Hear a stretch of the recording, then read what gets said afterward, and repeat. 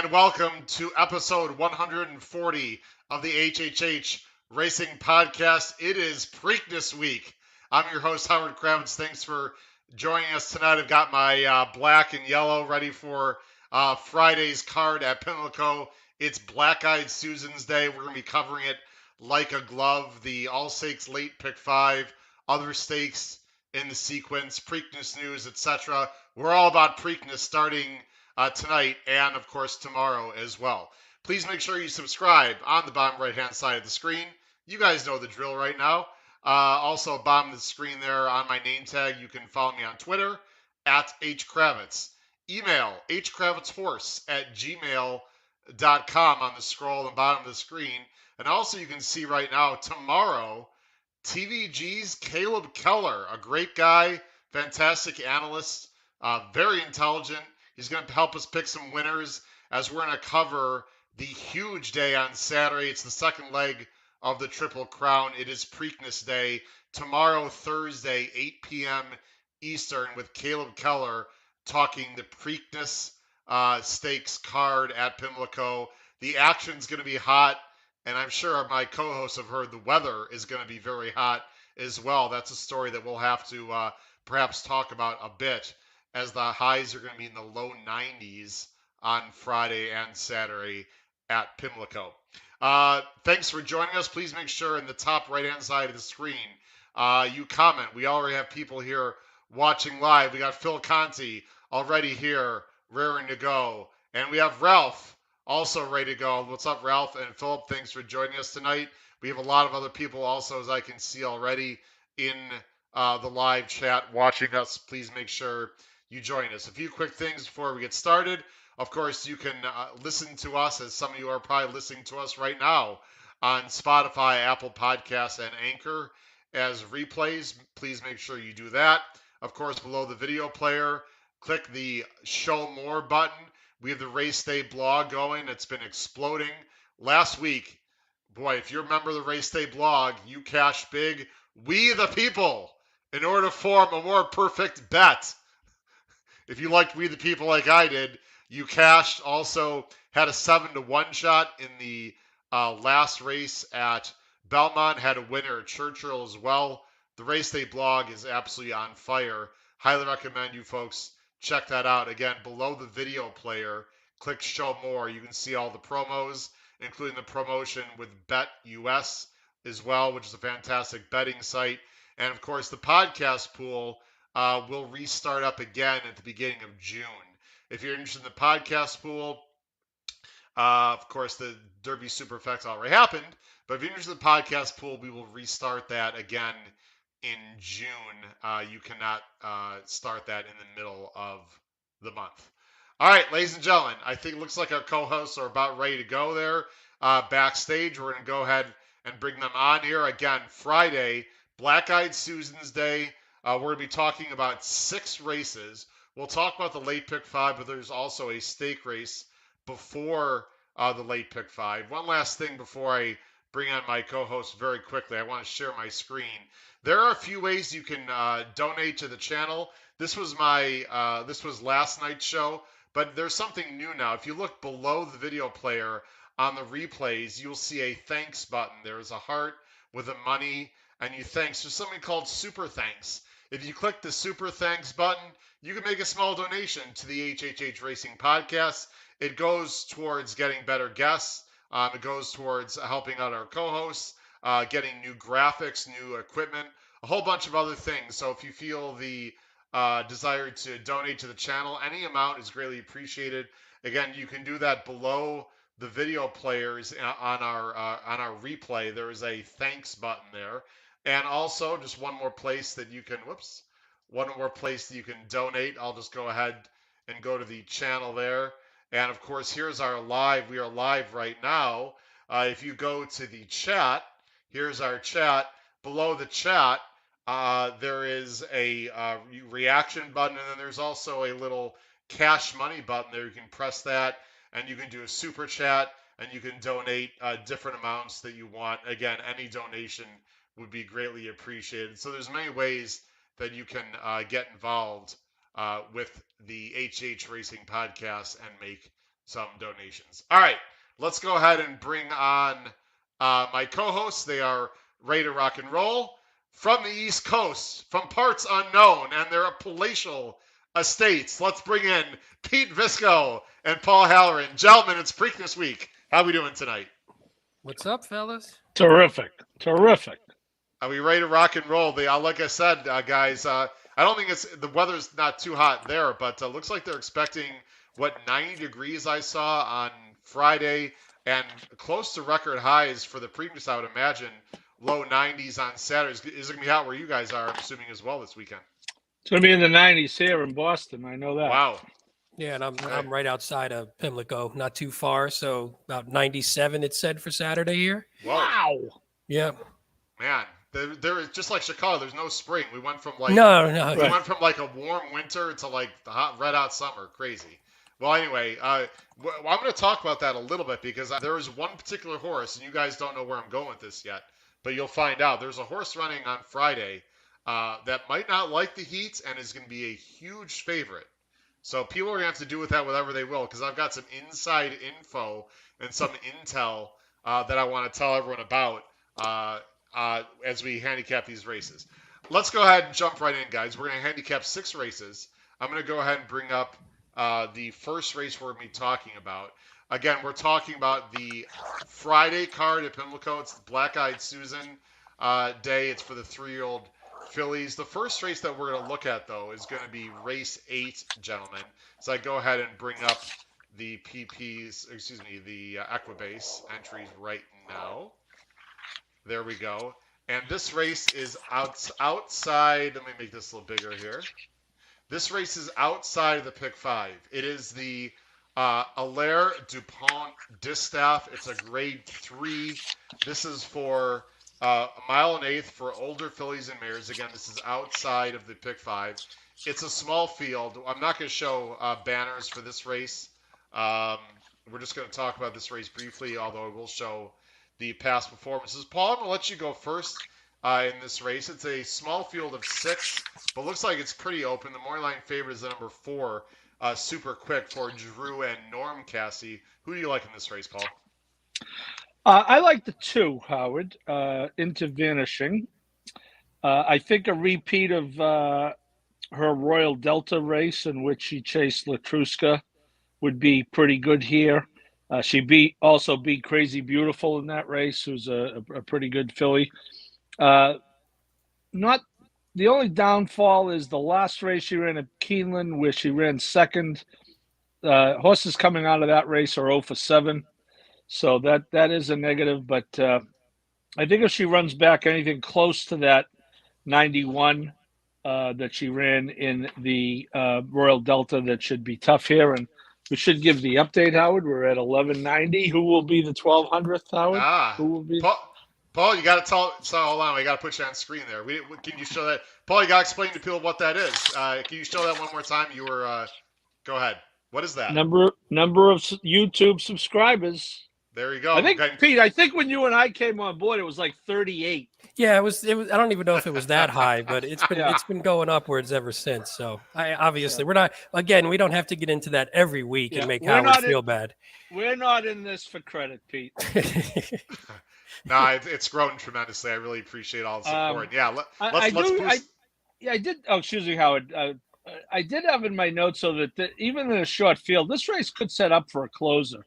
It looks like there's quite a bit of speed here, even at 1.125 miles. And, you got Mr. Pratt sitting there on a Godolphin Mott horse on the outside, who last time was more on the pace, going 1.125 miles, but I wouldn't be surprised to see that horse coming late. So I went, I think, 261 in that race. All right, Paul's going 261. Pete, who do you like? By the way, Pete, before I'm going to bring everyone on screen here in just a second. And Paul, you might be a little bit careful with your form. There was in the way of the camera a few times, just to let you know. We want to see your wonderful mug. Why? Why? I don't know. That's what the ladies are telling me. We got a lot of we've heard. Anyway, Pete, I just want to tell everyone we don't want to keep this too much under the rug, but Why don't you tell everyone just a little bit of what you and I talked about a little bit today, and I know Paul is a little bit aware of this, that we might have some new videos coming up where you're going to be giving us and the viewers some statistics that we'll either include on the YouTube channel or the Race Day blog. You want to just very quickly talk about our idea for the channel that might help the bettors out there. Sure. So, as some of the regular listeners know and viewers know, I always like to come up with some, sometimes some regular basic trainer stats, or sometimes some of the little more off the beaten path ones. And again, they're sort of some of them that can be mundane. So we don't want to bring them all up on our regular video, our handicapping video. So one thing we talked about was, is there a way we can get that information to the people, to the listeners, to the viewers, potentially to the Race Day blog subscribers?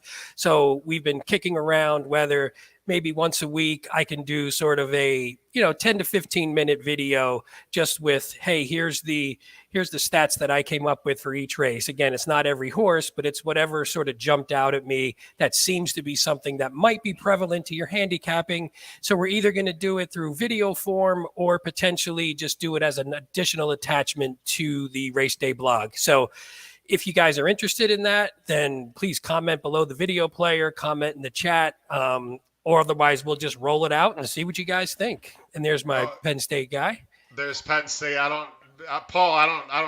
Let's just get this off the screen. I don't know what this guy, if he's a friend of Pete, this guy's crazy. By the way, Stan Man, thanks for joining the show. Don Allen, we the people are excited. I like that, Don. Very good. Pete put his own comment in there. Okay, I'm not going to show that. Or someone. That was me. No, that was me. Oh, that was you. Okay. K2, thanks for joining the show. Yeah, so we're going to have there. Tim Breen agrees with you, by the way, Pete. Anyway, Pete's going to be putting together some videos with stats. We're really excited about that. Let's get back to this race. Pete, who do you like here? So I sort of landed on the one, which I think Paul mentioned as one of his top three. This was just one, and I think you might even get a better price than I think you probably should. If you look, the form's a little muddy. You get that 6 where I think the right lost the rider 3 back, and then there's some turf races where she wasn't that great. But if you look, she's 4 for 4 in the last 4 dirt races that she actually finished. She's 4 for 4. She's got 2 wins at the distance, and the only loss was when she lost her rider, so you don't count that one. From 3 to 4, her buyers have gone from being, in the mid to upper 70s. All of a sudden now she's at 81, 89. So it's a logical what we see from 3 to 4 progression. And then it just looks like there should be some, like Paul mentioned, it looks like there should be some pace. I mean, we have 300 plus early pace figure horses. So hopefully we can get at least a little pace up front. And if so, I think this one's got a good shot. Could work out a good trip. Yeah, the 3, 4, and 5 all show speed. Exotic West is interesting to me, guys, because this is usually a horse that I try to beat. It's a filly coming off a big top, and she got an absolutely perfect trip last time. But I also agree with everything that Pete is saying. This horse seems to really be improving. I don't see any reason why this horse is taking a step back. I like the fact they gave this horse some time, too. I'm not a big bounce guy, but these are not machines. So I like the fact that Gary Siaka gave this horse some time, guys. Has been working bullets. Like you said, both of you, there is speed. The 3's got speed. The 4's got speed. The 5 has speed. I agree with Paul that I think the 6 is going to lay off the speed. That was a very slow pace last time. I'm going 1-6-4. I just don't like the speed in this race. I think the 4 is the best of the speeds for Giroux, but it sure looks like there's other speed in there. And the 4 looks like an absolute need the lead type. So we'll have to pay attention, guys, the way the track plays for sure on Friday. But Exotic West is also my choice. Pete and I agree. And that Paul, was actually my top 3 as well. Just I didn't mention that, but I have the same exact 1-6-4. Paul, did you want to say something there? It looked like. Yeah, well, just not to be a downer, but since Pete was talking about stats, Gary Siaka, I did do a little looking into his stats in stakes races over the last 5 years, and he is 6 for 55, and in graded stakes races 0 for 3. So this is a big jump for Gary. Gary's a real character. it'd be great to see him win a race on a day like this. For Louis Lazanaro, who owns one of the better restaurants in Saratoga. But just to throw that in there, that Gary has not had great success in stakes races in the last 5 years. No, and Dean won, if Siaka ships out of New York. Not too often, and in the last 5 years, he's never had a starter at Pimlico. But you know what, guys? It's not as if he's shipping across the country. I mean, it's not that far from New York to Baltimore. So the horse is feeling good. It's probably a logical spot. That doesn't bother me at all. I don't know about you guys, but this is just one of those stats that just, I don't know, wouldn't affect me in this particular race, personally. Let's go ahead and get into the pick 5, guys, because I want to make sure we have plenty of time for that, and that is our main emphasis. So let's go ahead into the pick 5. Now, the pick 5, as I go back to race 9. By the way, a few people have asked me already, will I have 2 blogs? The answer is no. I'm just going to have a blog for Saturday this weekend, so there will not be a blog for Friday, but I do appreciate people asking about that.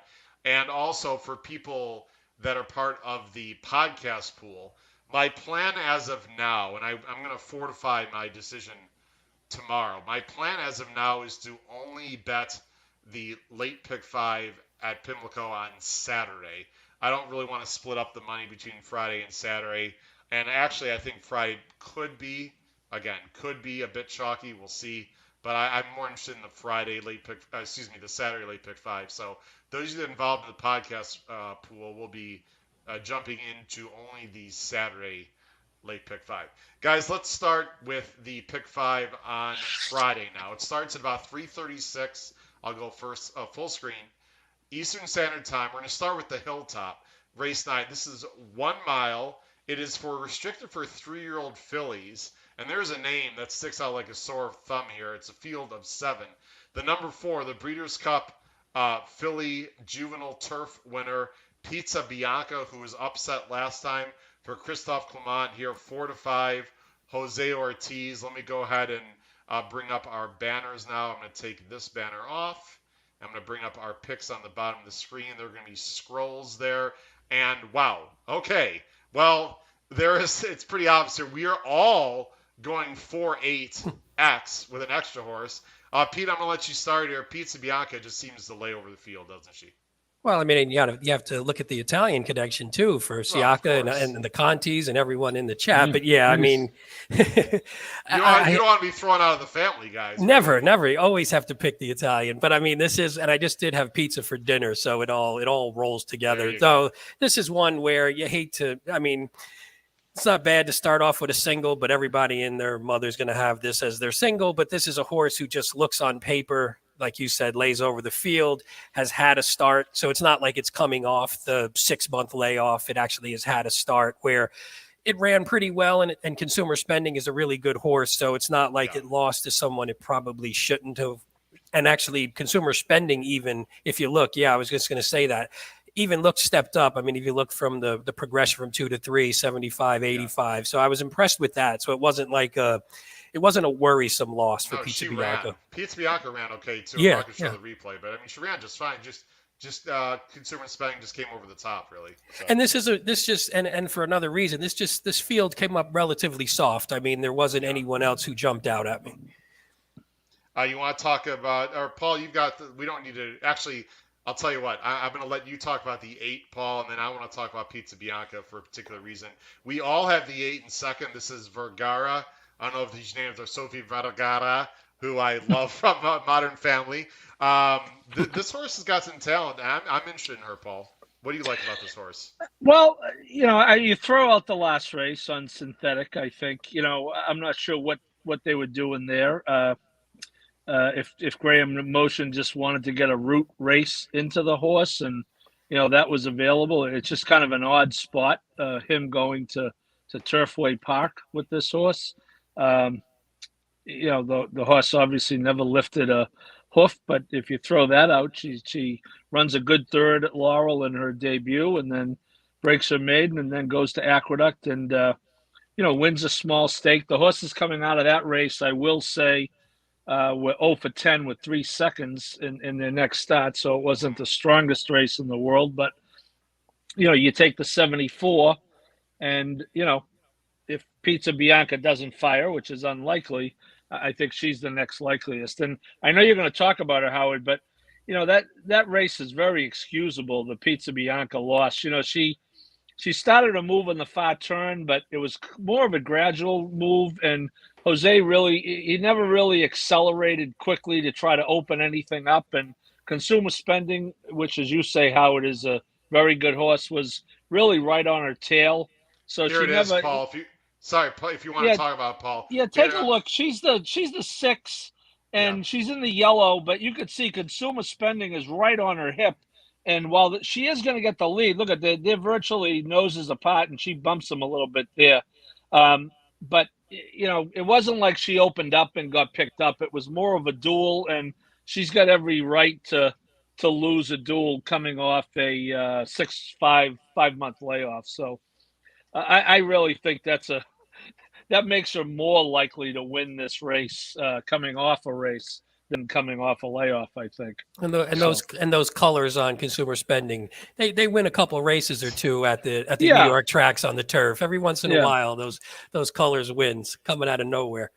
All right, now guys, I got to make a very important announcement for everyone who cares to listen because I have some information. Now, listen, there's always track talk, right? Everyone and their mother's like, this guy, the guy in the street heard XYZ.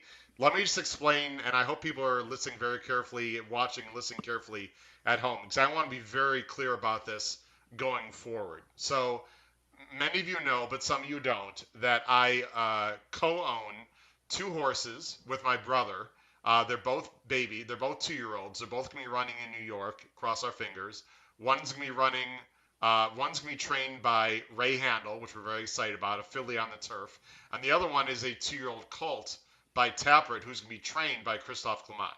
Now, the reason why I bring this up is I definitely have some intel, especially on some of the Clement horses, once in a while. I don't want to make any promises. I don't want everyone to think when I tout something, you should just bet your mortgage on it. You can take information for whatever it's worth, but I'm not going to divulge my specific sources.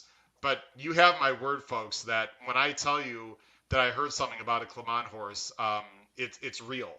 Now, whether it's going to come to fruition or not is for you to decide. But when I give you folks some intel, it's from very good sources. I'll just leave it at that. So, gentlemen, I called my sources and talked to a few people.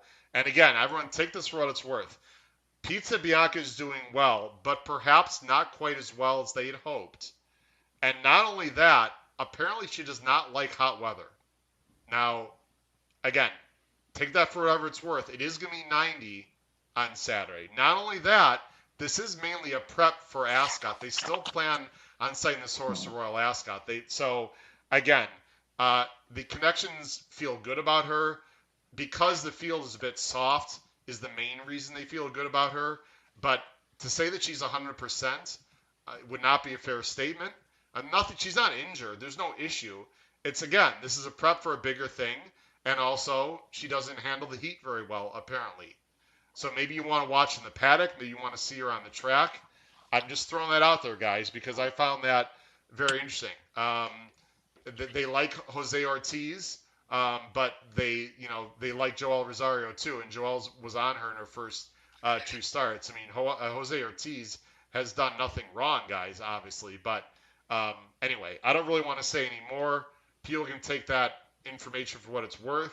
I'm not saying single Pizza Bianca. I'm not saying tosser. I'm just giving people information out there.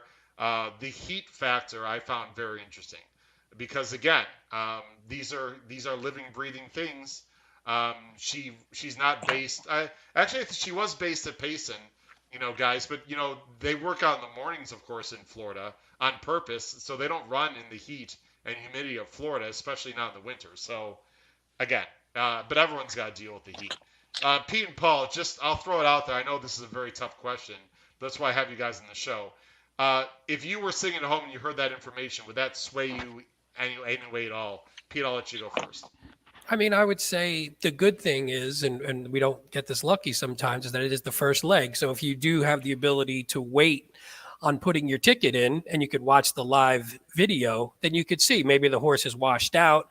Maybe, sometimes they have good analysts on there who are good at sort of describing how they look on the track or how they look in the paddock. Now, that's not something that I'm skilled at, but if you listen to the analysts who are, maybe they'll say, hey, this one looks a little worked up, or they look a little washed out, or whatever the case may be. And then maybe you can alternate your bets from there. I mean, I could never just toss her just because she does on talent and pedigree sort of lay over the field. But if you want to do sort of a B ticket with some backups, and then if you could kick, I mean, because she's going to be what, 3 to 5, 2 to 5. If you can find an alternative in the first leg and hit the pick 5 with an alternative, then you got a chance to really cash for a nice payout. I also, there's also Clement's got 2. He's got Diamond Hands in here as well, and I can tell you that this work here on the 21st at Payson, the connections like that work. They very much like that work. I'm not saying this is a rabbit by any sense of word. I think this horse has some talent, but obviously Pizza Bianca's got more talent. They do put IRAD on this horse, Paul. We've seen this before. The other Clement, the other Brown. This one seems a little less likely, but it wouldn't shock me. I'm using her underneath, by the way, in my ABCs. Yeah, I have her as a C, Howard, and I have in my notes that she should be ridden aggressively. And I think she will be ridden aggressively by IRAD in this spot, not only because it could potentially help Pizza Bianca, but, it's different owners. So they're not necessarily trying to set it up for each other. But I just think if you look, the 1 has really no speed. The 2 has no speed. The 3 somewhat, the 4 wants to come from behind Pizza Bianca, as she did in that race. You saw the 5, no speed. I think IRAD is a dead send on this horse. And, who knows? The horse is 71. It's her first start as a 3-year-old, so you assume she's going to improve. And, would I be shocked if the other Clement won? No, I have her as a C, and I will be using her a little bit in the race. Yeah, I might even move her up to a B, guys. I gotta be honest. Well, I have to see how Pizza Bianca looks in the paddock and whatnot. But anyway, hopefully that information will help everyone. Trish Smith likes the statistics, by the way. Pete, she's looking to that. I put up a banner a little while Thanks, ago. Trish. Let's go ahead to the next race, guys. This is the second race in the sequence. I'm gonna go ahead and switch to race 9. I'll go up. That was race 9. Sorry, race 10. Excuse me. And I'll go ahead and switch the banner right now also. There we go. Race 10. Race 10 is the Miss Preakness Stakes. It's a grade 3. This is 6 furlongs for the 3-year-old fillies on dirt. It's a field of 8. And we have a horse coming in from California for Sean McCarthy and Flavian Pratt. 8 to 5 morning line under the stars, coming off a very poor effort, Paul, last time. However, this looks like a good spot for a victory, perhaps. Yeah, perhaps. I have him as a defensive A. I'm not sure about the trainer switch. Obviously, we know why she had to leave Baffert's barn because it doesn't exist, at least for horses who want to ship to the East Coast. New York specifically, but that she stumbled at the break, and Desert Dawn came back and ran very well in the Oaks. But Sean McCarthy, for what it's worth, shipping in general 12%. When you add in dirt as a filter, 10%, and when you make it a sprint, 9%. So now the other side is the 2 losses to Ida. That's a monster Baffert horse, the 2 losses out in California. So, as I say, I have her as an A. I did not pick her on top. I went with Happy Soul, but right. I do have the 2 as an A. But I did pick Happy Soul ahead of her. Well, tell us why, Paul. Well, I think she's cutting back in distance, which is the right thing.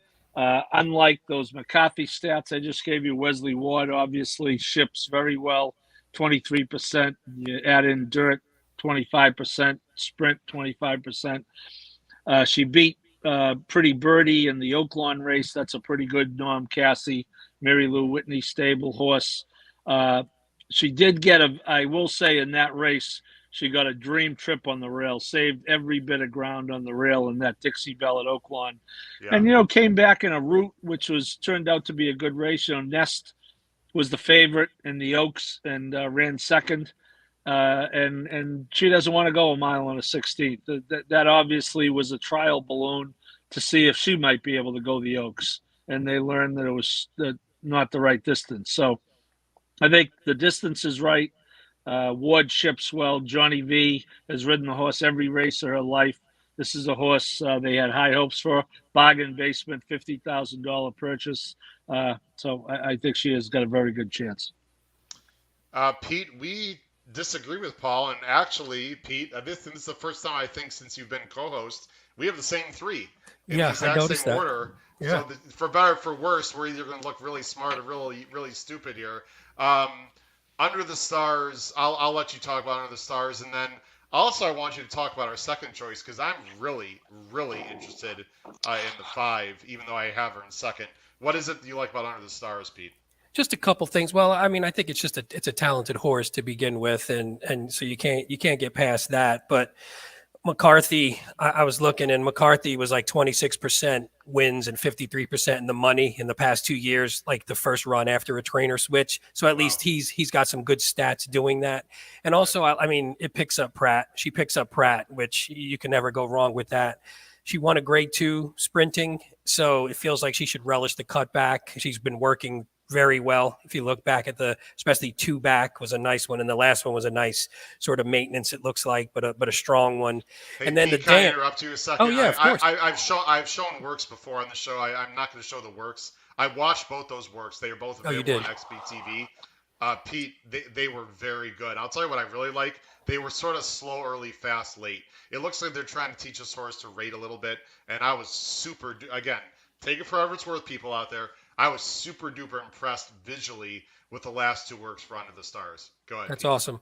And then they're also I looked, and the dam has a 30% win in dirt sprints. So it's actually someone, this looks like a horse who should be good sprinting. And again, the last one was a toss. If you watched it, again, the stumble just really took her out. Yeah. See Trish, I saw Trish likes, and our podcasting godfather, he used to love Under the Stars, if I remember from his pod, Matt Bernier, because I think he thought that was the best California horse, even ahead of some of the other Baffords at the time. So I know he had an affinity for her as well. And it's funny. I don't know if you saw Matt's tweet today. He tweeted out something to the fact that the best horse coming out of the Oaks is running. I think he said the best horse coming out of the Oaks, or his favorite horse coming out of the Oaks, is running this weekend at Pimlico, and it's not Secret Oath. It's Under the Stars. And then Jay Privman. Oh, I didn't see that. Jay Privman tweeted back, I think in a playful way, not in a real serious way, said that he doesn't like Under the Stars, Jay Privman. So I don't know who he likes in this race, but I guess there's varying opinions on Under the Stars. She's really talented, and I love the works. I just think she's better than Happy Soul, Pete. That's my opinion. She's faster. She's better. I think she has a few ways that she can go. Can we talk about the 5 for a second? Because Saucy Lady T, on the surface, Pete, looks way too slow, right? Yeah. She's 8-1. Whoop. Hello? Oh, boy. Oh, we can hear you. Oh, we can hear me? Yeah. Yeah. Okay, wow. That was Can weird. you hear us? Okay. I can hear you guys. It just had like a power surge or something. I saw it looked like a lightning strike behind you or something. It was Okay, flash. you guys can still hear me. Yeah. And I think we're still on the air, so okay, this is very weird. Okay, everyone's okay? Everyone's here? Anybody? Yeah, it was a lightning bolt, Phil. Pete sent by Mattress Mac because Did you actually see lightning? Did you actually see a flash or something, man? Mattress Mac sent it because you picked against the Run Happy Soul. Okay, sorry. Wow, welcome to live. That was very. There, I just had I'm fine. There was like an energy, a surge or something, which never happens. Actually, I lost my other monitor. But anyway, go ahead, talk, Pete. We're good, everyone. Talk about what you like about the 5, who I think Is very slow on paper. Has Yeah. been off since October. Why do you have this horse in second, Pete? 'Cause Honestly, I sort of agree with you. it was a little bit of a flyer because I like the price, and I mean I like the, obviously you look at the company it was keeping, and it wasn't she wasn't embarrassing herself. She was running pretty well behind, obviously, Echo Zulu. We know her, and just some of those other horses are just really good company she was keeping. And then she was coming back, and my note was she would need to take a jump, but usually the jump from 3 to 4 comes, hopefully, if you have a pretty good horse. And then the one thing I liked was, Graham Motion has like 24% wins, 51 in the money from like 150 to 240 day layoff. But the one I really liked was he's 36% wins, 64% in the money first after a trainer switch on dirt. So he's one who can get a horse ready, obviously, because of the layoff, because of the trainer switch, good stats on both. He can get a horse ready. So if he can jump her up a little bit, and Under the Stars isn't as good as maybe we're hoping or expecting her to be, I feel like this one has the talent and has a little bit of the back class $425,000 purchase to make a jump here at 8-1 if we get that price. Yeah, I agree, and I wish there's a reason why I'm off screen right now, because I'm trying to figure out how to get my my other screen going here, but that's okay. We can just keep talking. We're gonna be flying by the seat of our pants here, guys, because I have things on this monitor that's not coming up that we might need, but we'll wing it here as we go along. There's a lot of speed in this race, so what I can't do right now, guys, is I cannot. Hold on a second. Yeah, I can't. Okay. I can't scroll up and down through the PPs right now, so that's okay. We'll figure it out. We might actually take a 1-minute break and come back, but let me just talk for a second here, guys. There's a lot of speed in this race, and again, now I don't have the PPs. Maybe you guys can help me actually, if you don't mind, because I'm sure you got the PPs somewhere. I believe the one's got a lot of speed, right, from the rail, I believe. No, Yes. not the one. Is that the right one? Yeah, the one's I don't got like the speed. one, Yeah, but I the was one looking is at the fast. wrong one. I don't like the one, but the one is fast. I know that. Yeah, the one's got speed. The 3's got good speed. Lady Scarlet Yeah, the ran 3's with got Matarea speed. last time. The 6 only really has one way to go, in my opinion, Paul. I respect it. I know that 6 closed like 2 back, but I think she's best on the lead. This is just one of those horses, guys, that I always am interested. This horse costs $425,000, right?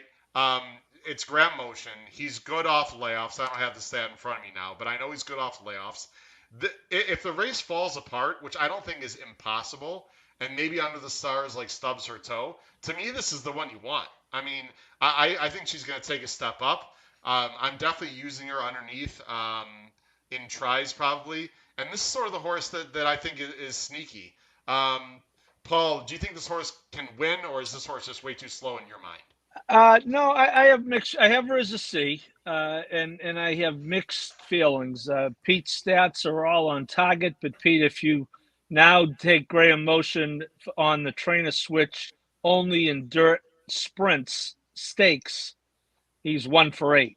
Yeah. So to whatever that's worth. The other thing is, I'm not so sure you're going to get the price you think you're going to get, because those 2 Echo Zulu running lines, the casual person's going to say, "Hey, wait a minute, that horse was, one of the ones in the Oak." So, maybe you'll get the 8-1 morning line. I don't think you're going to get more, and I'm not so sure you're going to get the price. But I do see the point, Howard, of if the race falls apart. The question is, how far behind. You got Fergal Lynch, who's a good Mid-Atlantic jockey, has never ridden the horse, which is probably not ideal. This horse is kind of bred to go long, so it's an interesting move, cutting her back. But if you have to cut her back, they have to love Graham has to love the way the race flow looks to set up. Yeah, I mean, it's not. Oh, sorry, Howard. I was just going to say, it's not often you get 6 horses out of an 8-horse field that have 100 time form early pace figures. Again, we always say you see that sometimes and they don't all go. Someone doesn't break, but in that one, I mean, it's just it makes for someone coming off the pace, and if you can catch one at a price, and if you can beat a low favorite like we talked about in the last race, then you could really blow up your pick 5. Yeah, for sure. So, guys, Here's what we're gonna do. I'm not gonna take a break. So those of you watching, thanks for being patient. What's gonna happen? And I know those of you at home have no idea what's happening, but my other monitor went out. So I still have the PPs. I just gonna have to bear with me a little bit because when I bring the PPs up on screen, I'm not gonna be able to see the. I don't know what you guys are gonna be looking at, but I believe. Let me just. All I Let me know just. is Pete. Thank God he has us, Pete. Imagine if he was I solo mean, tonight. What a I horror mean, show he'd be this is. just that's why we have us to vamp. It'd be That's what we do. discombobulated. It'd be more Yeah, discombobulated. He's pretty Um, discombobulated as it is, right, frankly. well, this has just never happened before live. You know what, guys? You know what? We have a choice. I'm gonna ask you guys. I'll tell you what. I'm laying out my great co-host. We got two choices. We can either do without the PPs the rest of the show, or we can take a 1 minute break, and I can see if we can fix the monitor. Paul, as the PR guy, I'm gonna let you make the call. What should we do? The show must go on, Howard. Everyone's got their own PPs. All right. Yeah. All right. Sorry, guys. We don't have the PPs to show everyone, but so we apologize to everyone. I'm gonna sort of have to. I have the PPs. We all have the PPs. Greatly apologize for that. Blame that on Mother Nature. All right. Let's move on to the next race, guys. The next race is race 10, and I'm gonna go ahead and look it up for myself before I. 11. Sorry, actually. race 11. Excuse me, race 11. Right, guys. Race 11. This is the very one. It's 5 furlongs on the turf. It's $100,000. It is for older fillies and mares. It's a big field. Let me go ahead and switch the banners here. And again, I apologize to everyone at home. We're still going to give you great quality coverage. You just won't be able to see the past performances, everyone. There's our picks on the bottom. Wow. We all have the 10 on top, and we all have the 2 in the mix also. Listen, this is unusual for us, actually, but Pete, state your case. Why is it you like the 10, who, if I recall, is a speed horse here that is 3-1 morning line, painting them blues away for, Jane Sabelli, real nice trainer, turf sprinter, and Fergal Lynch. Yeah, this was probably my best bet of the sequence. The only concern I had was the 10 hole. This is another one where at least on paper, there's a ton of speed in this race, including R10, who we all picked. So the hope would be that she doesn't get sort of hung out to dry and get stuck on the far turn. But hopefully she's fast enough to at least work herself in position. But a few things I like. She's 9 for 13 wins at the distance. So she obviously loves going the 5 furlongs. The last 2 wins at 5 furlongs, she busted 90 buyers. So she loves the distance. And you could see that her form's a little muddy when she runs those other distances or when she's on and off track. So the only 2 bad sprint races she has were at 5.5 on and off track. So again, it muddies the form up. So maybe you get this 3-1 plus. And then the other thing, you mentioned Sabelli. He's got 35% wins, 58 in the money on this sort of layoff. The only thing he didn't have, he was 4 for 58 wins in like non-graded stakes, so in just regular stakes races. But again, I just think this horse, just because of the 5 furlongs, and again, hopefully she has enough speed to just work herself in position. And I just really like this horse. By the way, the trainer is a female, so what did I say? Did I say he? Yeah, but listen, that's okay. The first co-host failed by Pete Visco. Hey, I call the horses the wrong. You call the horses the wrong gender every single time. So yeah, you know it can happen. Paul, you've got the 10 on top. You like the 6, Paul, in second, who Pete has in third, and the 6, as I scroll here, is Cam the Queen, 12-1 morning line. For Victor Carrasco, is actually a pretty good jockey. He is a good jockey. It's a Maryland bred. There's a lot of Maryland breds and PA breds running this weekend. It's you like to see the locals take this shot with all the heavy hitters coming in. I'm kind of with you guys with the 10, but as Pete says, it's his best bet of the sequence. It's my weakest opinion of my opinions of the A's. I did go back and watch the Tampa race. The one thing I do like is the horse broke, Pete. I'm sure you saw that race. Broke first, but another horse wanted to go, and she just kind of let her go and stalked and took over in the stretch. And that might very well happen here. The 3, who is a dirt horse, I'm not sure what she's doing here, but the 3 on dirt at least has a ton of speed, has no turf pedigree. But if the 3 transfers the speed to the turf, she may go. So this 10, especially from out there, might have to stalk and got a taste of that last time and did it pretty well. So, I mean, I like her. She's my top choice. I don't know that the race is much of a slam dunk, though, to be honest with you.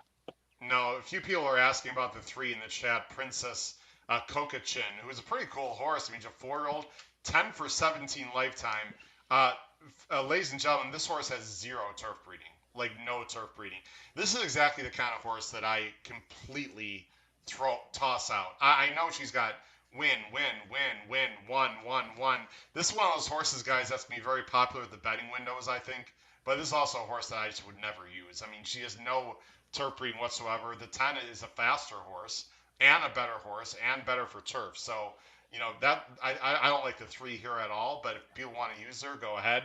Let's talk about Honey Pants for a second, who we all have in the mix. Pete, Honey Pants is a Clement horse. So guess what? I have a little bit of intel on this horse as well. But I'll let you talk about the 2 Honey Pants coming off a huge win and a buyer top. Yeah, I mean that was sort of the driver for me. This was one who again came back in 22, had an off the turf race on the Tapeta, ran okay, but then came back on the turf, back what she wants to do. The 91, it's a little suspicious. It's such a big jump that sometimes you get concerned about a jump like that. But it's one where if that's who she is now, and she picks up Ortiz and has Clement, who's good, really good, some really good stats, third off a layoff on turf, then I mean it's just a logical horse. Now again, that could have been an anomaly, and then she takes a step back. But it's just it's hard to leave her off after producing a run like that. Did you see the work pattern, Paul, on this too? And if you didn't, let me tell everyone again. I know people cannot see, and I'll just apologize for the very last time with the technical difficulty tonight because of Mother Nature. For those of you that don't have the past performances at home, or if you're listening to this on Apple Podcasts, Spotify, or Anchor, and you don't have the PPs, Honey Pants won very well. She won on April 9th, going 5 furlongs with a 91 buyer. The next published work she has, Paul, was not until last week at Belmont, 48-4 breezing on the dirt. So it appears visually that she missed more. Well, there's a month between her last start and her last work. Any thoughts on that, Paul, without knowing information I'm about to give you? Yeah, I would expect with a month, I'd expect more like 2 works. So it appears to me like she probably missed. They're not going to work probably for a few weeks after a race, but I would expect 2 works. So my guess is she missed 1. The other thing about her, and I do like her, I do think she has to work out a trip now. She's on the inside, and it's a turf sprint, but she is a big closer. So Irad is going to have to work out a trip. She's going to be coming, I think, from a pretty good distance back, and those 5 furlong turf sprints, there's not much margin for error when it comes to the trip. But anyway, Howard, enlighten us. Yeah, I will. I'm just, you know what? I'm just checking to see. Are the PPs up now? No. Hold on. Let me just try one more thing. Because I think I'm just trying something, guys. So go ahead. And Paul, while he does that, to your point there, the one thing I liked about the last run, again, the pace wasn't hot, so they didn't maybe have a chance to get away from her, but she was closer in her last one, sitting only 2-3, as opposed to some of those races last year where she was putting herself a little further back. So maybe that's something that they worked on between last year and this year, was getting her a little more in the race. And if that's the case with this speed, if she can sit in like 5th or 6th behind this speed, then maybe it'll be a little easier for her to pounce than it would be if she was running, sort of dead last, 10th, 11th. So hopefully Irad can keep her closer and work out that kind of trip. Okay, here's the information, guys. I'm not going to mess with that. I'm going to fix that after the show. Honey Pants, get ready for this. See, this is the great You know, I don't know about you guys. I always want to be the guy that like has some kind of inside intel. I was always pissed, like how these handicappers know these trainers and get all this information that we don't have. Guess what? We're starting to be some of those people that have information. Honey Pants worked, and it's not published. Worked on May 1st. I don't have a time. I don't have details, but I know that Honey Pants Paul did get that second work that you just mentioned on May 1st. So to me, that means a little bit. That means there's nothing wrong. They gave her a little bit time after the last race, and then she had to ship up, up north also from Florida. So they just gave her a little time after the ship. But again, Honey Pants did work on May 1st, actually down in Florida. Excuse me. Yes, she worked down in Florida May 1st, and then shipped her up for her last work. Just to let everyone know. So she's doing fine. She's also one of the few horses in this race, guys, that can close. And I always like that in a turf sprint, but turf sprints are tough. All right, we talked about this race quite a bit, guys. Let's go ahead on to race 12. This is the penultimate race before the Preakness Stakes, as I'm going to go ahead and switch my own PPs that, of course, people cannot see. This is the Grade 3 Pimlico Special. It's always one of my favorite races, actually, of the year. I think it's always underrated. It's a fun race. It's always a big field. It's a mile and 3/16, guys. So it's a little more than a mile and eighth, a 16th of a mile more.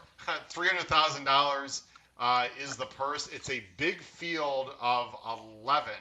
But as I show the picks here coming up on the screen, yeah, not a lot of variety for on the screen here. Guys, I'm going to go ahead first if you don't mind. We've all got 168. If people can be more creative out there, God bless you. The one, to me, just looks very tough in this spot. Vindictive, 2-1 morning line for IRAD. Last two races were buyers of 101, then took a 3-month break as a newly turned 4-year-old and ran well off the layup with a 97 buyer. Both those races are mile and eighth. He's got foundation. Interesting, the dam. By the way, the dam is out of a Montbrook dam. Montbrook was a speedy sprinter, if I remember, guys. I didn't look it up, but I'm 99% positive about that. So I find it interesting this horse wants to go long. Anyway, been working well since Stone Street. Should a nice trip. Blah blah blah. I think Vindictive is going to be very tough here in this spot. But the horse I'm interested in, apparently you guys are all interested in the same thing, and I wish we could show the PPs. This is not my son, but I might adopt him if he wins this race. I've always been a fan of First Captain, the 8, who's 5-1 morning line for Shug. Now, last time, people might remember on this show, I loved First Captain in the last race. He was awful. I don't know what happened. He was in a 7-furlong sprint race in the Carter. It was obviously a tough field. Speaker's Corner is an absolute monster. There was a reinvestment risk, mind control. It was a tough field. He was horrible, without any real excuses. I have no idea what happened. They're putting this is a horse for West Point. Shug is putting the blinkers on and stretching this horse way out from 7 to a mile 3/16. But what I like about this horse, guys, is he ran last year. I thought okay in the Curlin at Saratoga. Paul, I'm assuming you were probably there for that race. I want to ask you about that. Against Dynamic 1 and Miles D. I mean, finished a distant third, but that's when he was an early developing 3-year-old. And this is a complete in Shug I trust angle. I'm assuming this horse just doesn't want to sprint maybe. Is going to be better going longer, gets blinkers on. Costs $1.5 million, has been working bullets, guys, and I just think there's a lot of intent here. I don't have any kind of sneaky work tab or it's just more of a gut feeling that this is sort of the new face, which a bunch of other horses here that are older that run just like mid 80s and blah blah blah. I'm looking for someone fresh. Paul, what is it? I probably covered a lot about First Captain. Actually, Pete, I'll let you go because you've got this horse second. I don't know. I think he's fascinating for really no real reason other than just I think he's talented. I think it was the same thing. Yeah, I mean, I think it's a talented horse. It's obviously bred. I mean, you look at Curlin and have an AP Indy mare, so obviously the distance shouldn't be a problem. And again, you see that one, the mile and an eighth race, where again it was in Dynamic 1 takes a lot of flack, but I mean it's a solid horse, and Miles D's a really good horse, so it wasn't losing to bums there. So I just sort of liked it for the same reason, like you said. Shug usually brings him along slowly. That last race was a clunker, so that's why you're probably getting a better price. I mean, if he ran well in that race, he would have probably been a lot lower here. And then I like you add Saez and you add blinkers to where maybe I'm thinking they're going to try and get this horse a little closer and try and get it in the mix a little earlier, and then maybe just mix the style up a little bit. Just get him out there a little bit because he's got a nice closing kick. So if he can go distance, if he can last the distance, and he can put his closing kick in, again, there's a little bit of speed in here. So I think it can make a run, and I like that price. Well, actually, I was hoping to get more of a morning. I would hope. Price. I would love more. I don't. But yeah. I don't know if I had bet him at 5-1. I think unfortunately that's what about he's going to be. I mean, I think he should be more like 7 or 8-1, just because there's so many question marks here. Speaking of question marks, we all have the 6 in third, and Paul, I'm gonna let you talk. Sorry, you have the 6 in second. Excuse me, Paul. What is it with all the Italian connections this weekend here? Capa Castello.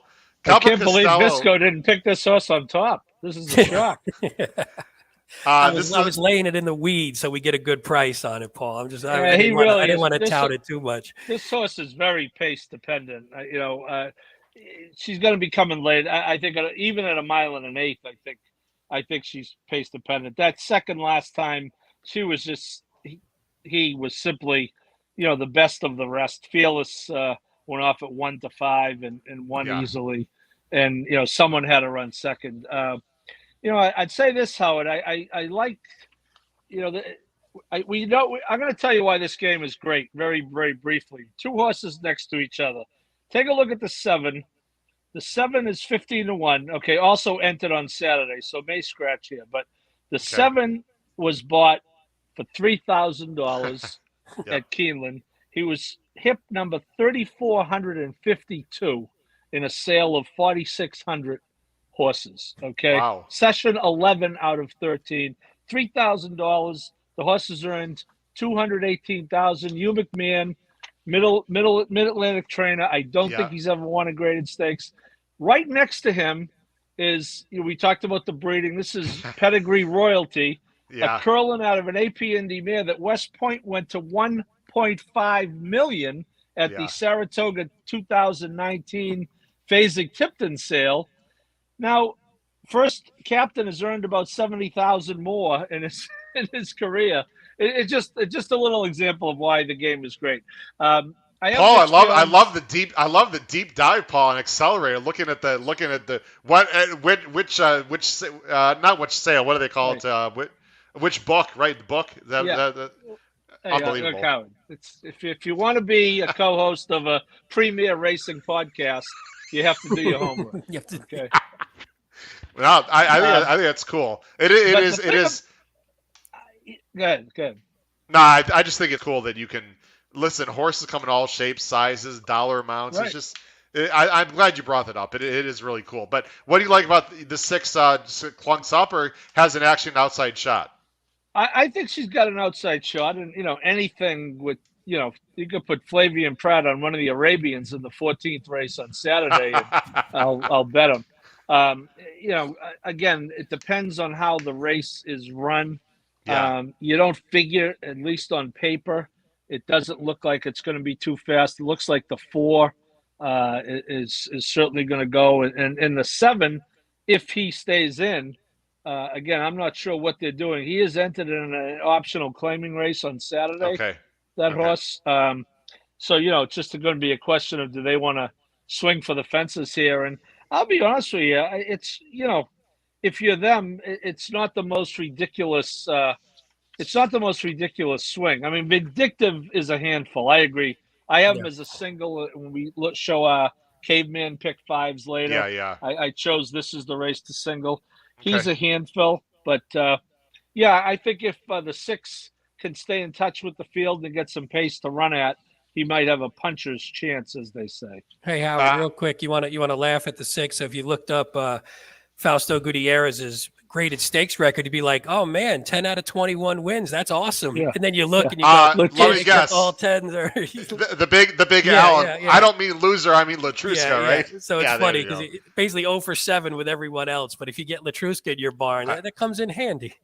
Last thing, and we're going to move on to the Black-Eyed Susans. No one's talked about the 3, which is the other Pletcher Untreated, who actually has better figs than the 6. I don't love Untreated, but he's the second choice, I believe, at 7-2. I'm using him. I'm using him as a C. I'm just not a fan. I don't know. He doesn't do much for me, but I mean, he could win. It wouldn't be impossible. Same here. Same here. C. I have a 3 and the 5. They dueled last time. Untreated took the lead and was out-dueled by Forewarned, who was inside of it. Okay. I got them both as C's just in case. All right. Let's talk about the feature race of the day, guys. We'll talk again. Everyone, thanks for watching tonight. We got a large amount of people watching again tomorrow night, ladies and gentlemen, 8 p.m. Eastern. We are going to be deep diving into the Preakness Day card with emphasis on the late All Stakes Pick 5 with our special guest from TVG, the one and only Caleb Keller, a fantastic analyst on TVG, will be with us. And just to let everyone know very briefly, tomorrow's show, we really haven't done a lot of traditional HHH racing podcast shows recently. And for those that are new to the show, often I bring in a guest and we talk about his or her life in horse racing and do a quick, background, and then we do the handicapping. That is what's going to happen tomorrow. So we're going to talk to Caleb Keller with our co-hosts on the screen, guys, for about 15, 20 minutes at the most, and then we'll get into handicapping. So the first about 15 minutes tomorrow, Thursday, with Caleb Keller, we'll be learning more about Caleb and his life and his background, and then we will get into handicapping, which is sort of how this show, how I envisioned this show when I started it last year. It's going to be a lot of fun tomorrow. Guys, race 13. It's a Black-Eyed Susans. It's the second leg, per se, of the, Philly Triple Crown, you could say, for 3-year-olds on the dirt. The less heralded, of course, from the Kentucky Oaks. We've got a big field here. It's a field of 13. And I think it's a pretty wide open field. I believe I have the picks, yes, on the bottom of the screen. We are quite different here. This is a difficult race. Pete, I'm going to let you go first. You've got 7, 6, 12, as everyone can see on the screen. You've got the 7 horse who is distinctly possible. Yep, 6-1 morning line for Chad Brown and Irad. I'd say that's a pretty good combination. Coming off only a maiden special weight, so you're going with a bit of a fresh face here.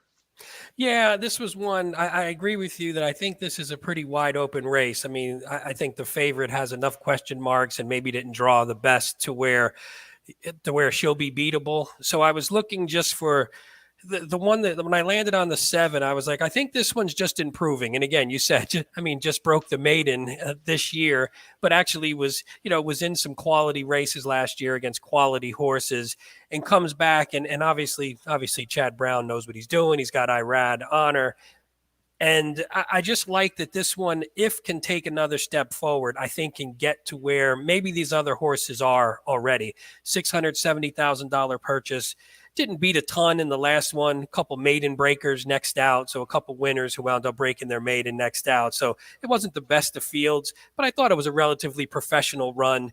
Did what she's supposed to do. Did what she couldn't do last year, which was actually win a race.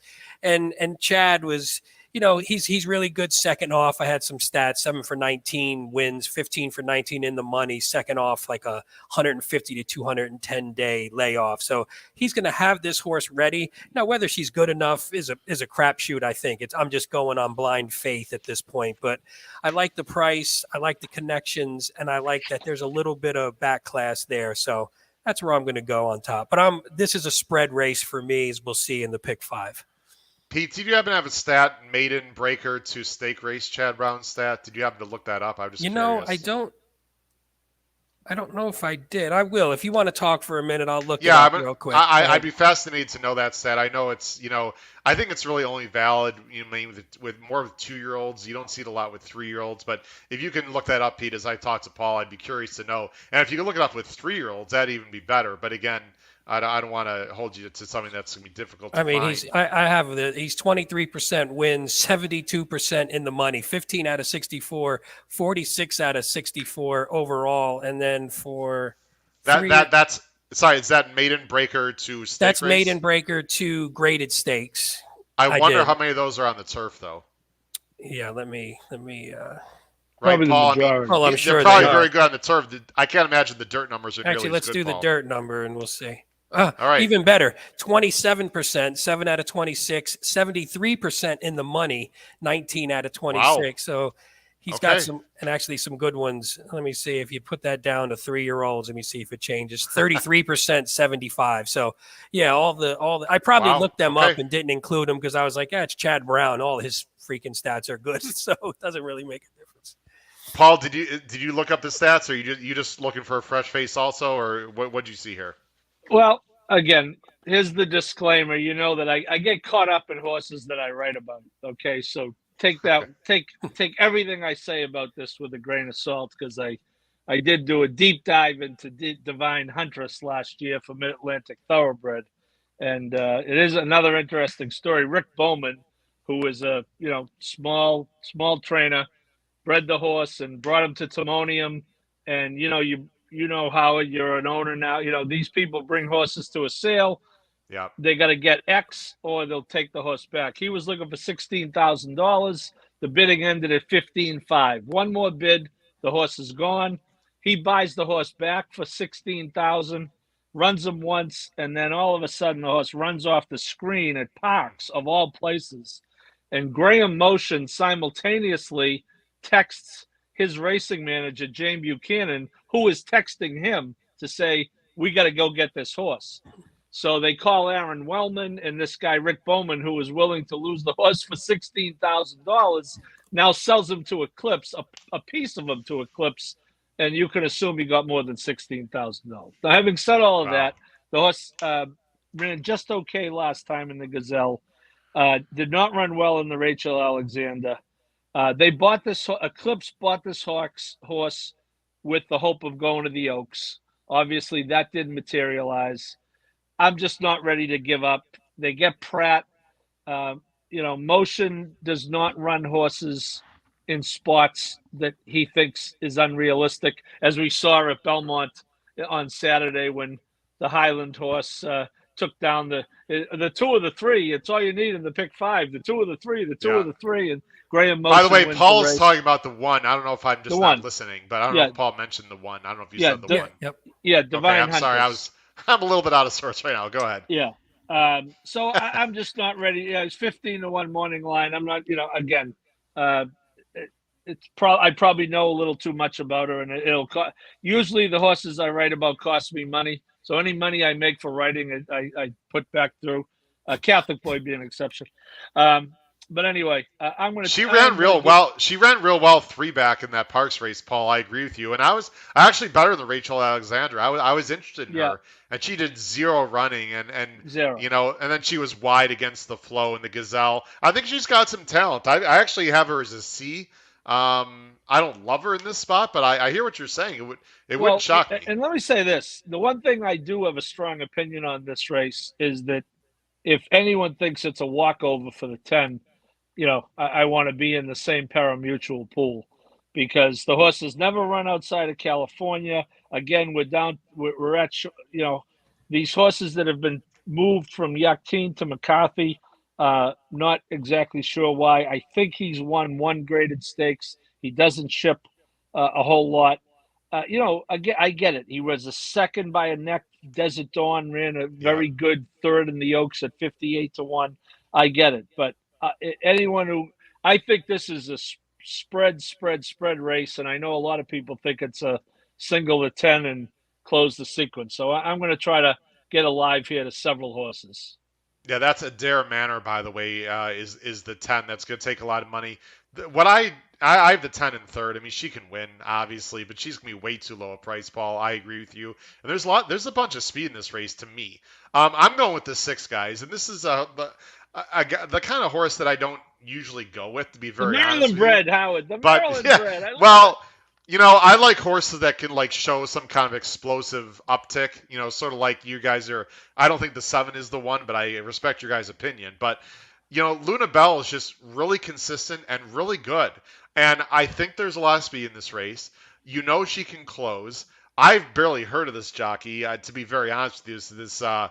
I mean, I don't want to be disrespectful. I'm just not Arahu, familiar. David Arahu, yeah. Yeah, I'm just not familiar with him.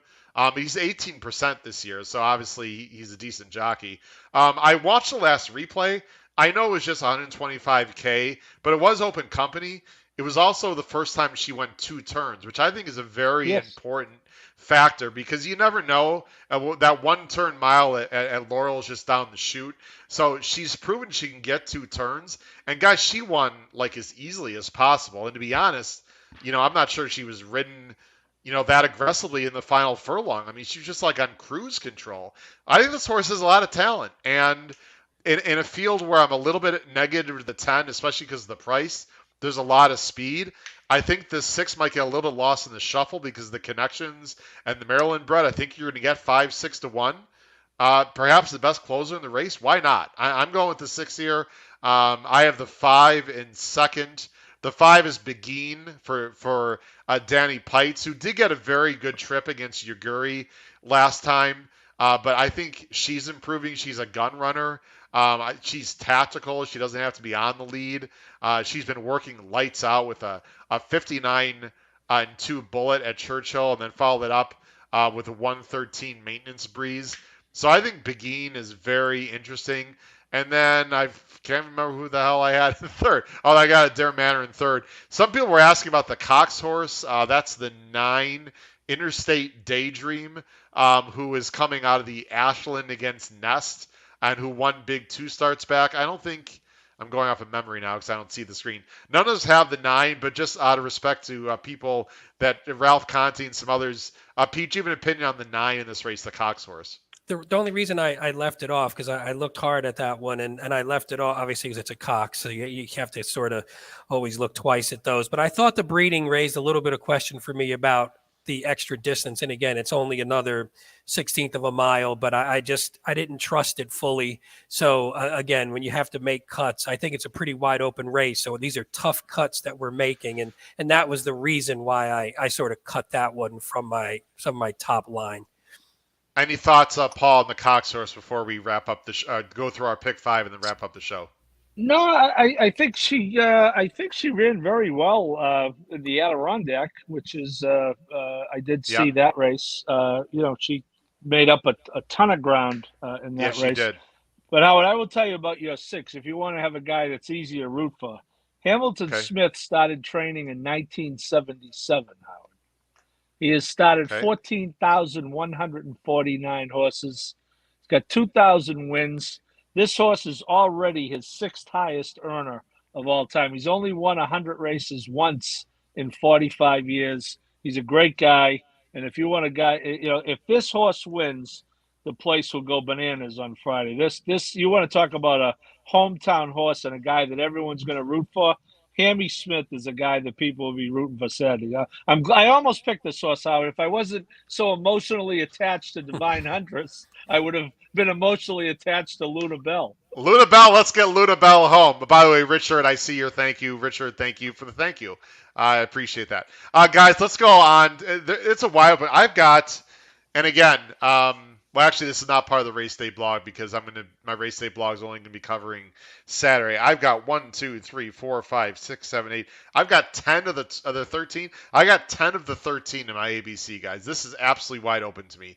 If a Dare Marin wins, I'm going to have her as an A, but I think none of us really want a Dare Manor to win, unless I'm alive to several $1,000s with Dare Manor. Then I would take her.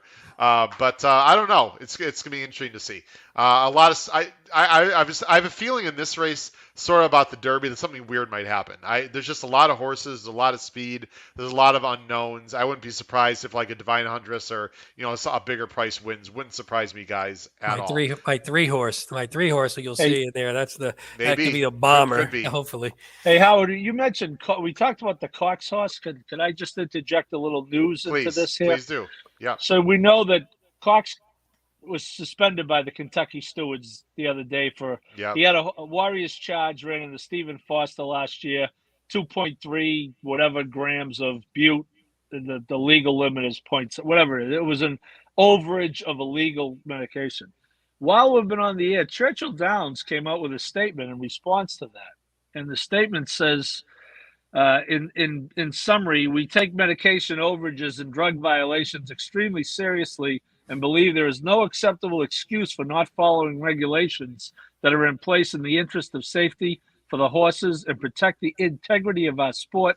We are in the process of reviewing the facts involved and will make further comment and take further action when we are prepared to do so. This could turn into something because remember, they have put themselves in a little bit of a box by sending the executioner after Baffert. Now, we might agree it was justified, but the what Baffert did, it was a series of things, none of them particularly major. It's going to be very interesting to see if anything comes out of this with Cox in the interest of them being considered. They're not going to ban him the way they did Baffert, obviously, but it'll be interesting. I find it odd that statement would come out at 9 o'clock on a Thursday night. So anyway. I did read about that. It was a Class C though violation, right? Which is one of the lowest class. We're going off on a tangent now. But, I just figured we mentioned Cox, so I wanted to bring it up. Yeah, and by the way, Flavien is not riding Saturday. Everyone, Flavien has got I think 3 days for his very first ride in New York. So Flavien, I know we're jumping all over the place. That's okay. Yeah. Flavien, just let everyone know, Flavien, if you're looking at the PPs Saturday, you're like, where's Flavien? He is not riding at all anywhere on Saturday. Just to let you know. So he'll be guns a-blazing on Friday. And that Cox violation was just a Class C, as in cat, which is one of the lower violations. Yeah. But we'll track that, Paul. And Paul, our man on the beat there, will tell us what happens. Let's show the pick five, guys. Here's again, I've said it before, I'll say it again. This is not the pick five that I'm playing. I'm an ABC player. If I were to play a caveman pick five, there it is. And I'm going to say it out loud, of course, for our listeners on Apple Podcasts, Spotify, and Anchor. My pick five for Friday is 4-8 with 2-5-6. With 1, 2, 6, 8, 10, 12, with 5, 6, 9, 10, 12. Again, 4-8 with 2, 5, 6, with 1, 2, 6, 8, 10, 12, with 5, 6, 9, 10, 12. Guys, my opinion is Vindictive in the Pimlico Special is the most likely winner of the sequence, although I'm interested in first captain. I understand if people would single Pizza Bianca. Based on the intel I have, I don't know. It just I wouldn't be shocked if the other Clement wins. I actually like the Grand Motion filler on the outside, Vergara, quite a bit. I don't know. Pizza Bianca might make me look stupid. That's fine. Pizza Bianca, well, that's the good thing about ABCs, guys. And again, for those of you at home, this is why I recommend ABCs. Do whatever you want. Pizza Bianca will be my A, and Vergara and perhaps the other Clement horse, I can't remember the name, the 6, will be B's. So I would never in a million years weigh any other horses equally with Pizza Bianca, which is why I don't like, caveman tickets, but I would definitely use some others. That's my $90, and I'm spreading in the third leg, the turf sprint, and I'm spreading in the Oaks race. Pete, your pick five. Go ahead. If you just go ahead and read off the numbers, Pete, and then tell everyone your explanation of your construction. Yeah, sure. I have 4 singled with 2, 3, 4, 5, 6 in the second leg, 2, 6, 10 in the third, 1, 8 in the fourth, and 3, 6, 7, 10, 12 in the fifth leg, and that's a $75 ticket. So I did what you sort of mentioned was I went with Pizza Bianca single in the first leg is the one that I'm going to go short on, and then in the fourth leg, I really like Vindictive as well, but I do like first captain, so I wanted to take a shot and go too deep there. And then again, I thought the Black-Eyed Susan is wide open, so I'm going 5 deep with hopefully the 3 winning at 20-1 morning line will probably be about 40 or 50. And then, a little deeper in that second leg. The only thing I don't like for anybody looking at the ticket in that second leg, I think those might be the first 5 choices, which I hate doing, but I didn't mind it as much only because it wasn't like there's a big favorite in there. I feel like any of them could be a little bit lower than their morning line odds. So I spread there. What I maybe would want to chop that one up if I had the chance, though. And just to bring up my Pizza Bianca ABC kind of argument, I feel the same about First Captain, guys. I would not use Vindictive and First Captain equally. I'm just speaking for myself. I'm not speaking for Peter or Paul. So First Captain is going to be a B as in boy for me also, most likely, unless there's scratches and some other things. Paul, let's go to your ticket. It's a $90 ticket. Go ahead and call it out, please, and explain your reasoning. Yeah, I went 4-8. It's very similar to your ticket, Howard. 4-8 with 2-6-8, with 2-6-8, 10, 11, with 1, with 1, 5, 6, 7, 10, 12. Also, only $90. I didn't want to spend the entire 100 trying to build up some credit. So when I go over by $1, I don't get castigated. So I did just in case, and I'm with you. I'm looking at my ABC grid, and I have the 8 as a B. But in a caveman, I would want to take a shot because I do think the way the sequence is going to be bet, I think probably Pizza Bianca will be the heaviest leaned upon horse. And I always want to, and how many times do we see it? In the case of Belmont last Saturday, it was 2 horses, right? 90% of tickets, well, you go with Gufo and your beer and you move on to the next leg, right? Well, no, you don't. You move on to the pick 3 is what you move on to. But so I did want to have a shot in case Pizza Bianca lost. I, like you, how it did spread in that third leg. I went 5 deep. I singled Vindictive, and it's going to be disappointing when we're all alive and Divine Huntress wins the last race, and I'm the only one who cashes. But I've got her as a C, Paul. I've got for me. I need all the other A's to come through, but I've got her. If we get to that point, I'll be calling Pete for a major hedge 1 and 3. We'll have a major hedge if the 3 wins or the 1 wins. Oh, that's right. I forgot. You guys never like my pick 5 tickets. You guys can't buy into mine. I forgot that. I don't know what the hell I'm doing. My bad. Of course. Silly me. Hey, last week I tortured the listeners with my pick 5 that I had the 3 horses. I had the 3rd horse right in the Gufo Yabir race, but didn't put it on the pick 5 ticket, and that was the only one that lost. And I didn't bet it as a B because I only did 1 ticket because I was running errands when I put my ticket in. So I cost myself and the listeners a nice hit in that one. By the way, just to my memory is not real good. Who won the last race at Belmont? Who called that race? Who picked the winner? I think. Hey, that's right. It was me, and you guys had the 2nd place finisher. I gave out the exacta and the triple, so I don't know. I was happy to cash that exacta. Triple, so I'll take. Thank God for that. That exacta kept me in business for the Japan races Friday, Saturday night. Oh my goodness! Wow. All right, listen. We'd like to have a lot of fun on this show, ladies and gentlemen. I just want to also say before we end, we got a lot of exciting things coming up on this show that I want to just tease very quickly. We have Caleb Keller tomorrow. Pete Visco, if you weren't with us earlier, Pete's going to be creating some videos for the channel. We'll give you more information about that. That is going to be specific to stats as well. I've got a few other. We've got a great guest coming on next week that we'll talk about tomorrow. Also have some new things going on at the channel in terms of graphics and just the way the channel is going to look. Which will indirectly involve my co-hosts. They don't even know what the hell I'm talking about right now, but they will see. I'm very excited. I got some things in the works going on, and you know what? It's all because of you folks. Really, the support and growth that we've gotten lately. Of course, because of my 2 co-hosts, and then I had a little side gig on national TV. Anyway, the support we've gotten from everyone has just been outstanding. I know Pete and Paul are grateful, as am I, for the support. And we're going to continue to give everyone the best coverage, the best picks as possible, including tomorrow, as you can see on the bottom of the screen, 8 p.m. Eastern. Caleb Keller will be here live from TVG as we're going to go into detail of a fantastic card. And I thought, guys, a much more difficult pick 5 than on Friday, just in my opinion. Sub the Preakness. Without the Preakness, the 4 races before the Preakness, holy cow, this is going to be a lot of fun. The action's going to be red hot. Pete and Paul, we're going to wrap up the show. Any final thoughts before I give the final goodbye? No, that's what I'm doing next, Howard. We're on to Saturday, as Coach Belichick would say. Same here. One thing for Paul, real quick. Look at the shirt, Paul, in case you can Oh, see it. Pete. Little Suffolk Downs for you. My Just wanted to. man, I got 2 of them in my drawer in the other room. I had a friend who lives in Boston from when I was there, and he went on the final day, and I said, pick me up a shirt. And he mailed it to me. So just had to wear that one since we talked about it last week. Howard, could I have a minute to tell a story about the final day at Suffolk Downs? Please the do. final day, because they had a few false starts, but then there was a final day.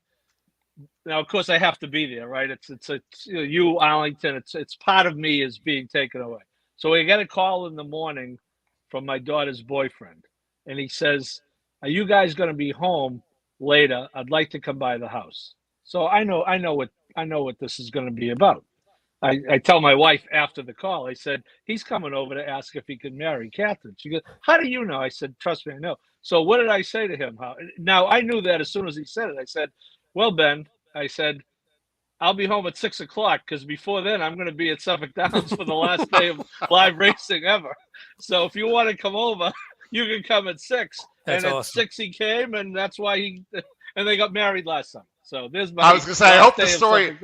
I hope the story ends well, because that'd be a real downer to have the show on something negative. He's the best. They took the blackout dates I gave them for the wedding. I said no Derby, no Belmont, no Breeders' Cup, no Travers. They honored that, and they're the best. So my father. That's my last day of Suffolk Downs story, Pete. Real quick, when I told my father I got engaged, we were originally going to get married on Derby Day. My dad on the phone the night I get engaged was like, "Yeah, we're probably not going to make it from up here." So I was like, so we wound up getting married on. I posted this on Twitter, some pictures, but we got married on Preakness Day 14 years ago. My anniversary was this past Tuesday, and for happy anniversary. Thank you. And for our cocktail hour, they wheeled in an old school tube TV.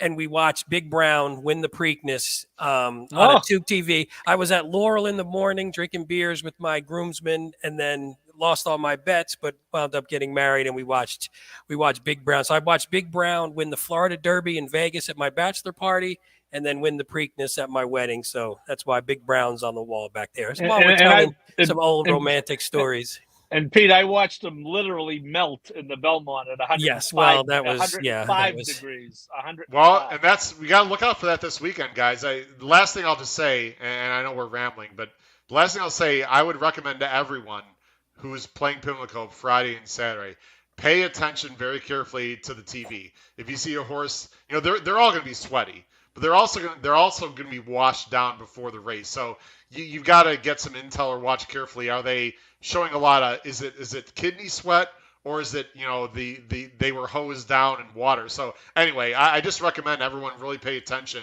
to the post parades, everything, because these are living, breathing things, and the heat obviously could affect them. Thanks everyone for watching tonight. It's been episode 140 of the HHH Racing Podcast. Tune in tomorrow night, 8 p.m.